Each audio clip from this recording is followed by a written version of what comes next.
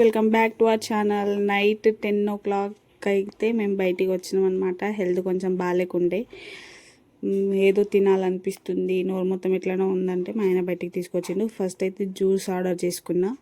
నా favourite Musk melon juice. మీ favourite ఏంటో comment చేయండి.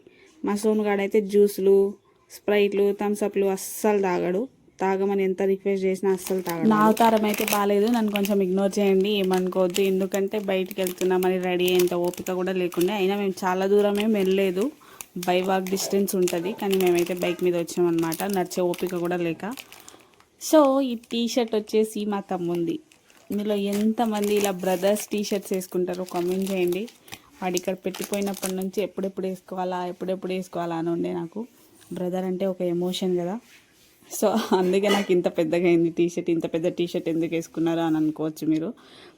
అట్లనే నాకు చలిగా కూడా ఉండే కాబట్టి ఇంకా మా తమ్ముడు టీషర్ట్ అయితే వేసుకున్నా. ఇక్కడ మా సోనుగాడు హాయ్ గైస్, మేము చికెన్ ఆర్డర్ చేసినాము, నేను మమ్మీ అని అంటున్నాడు.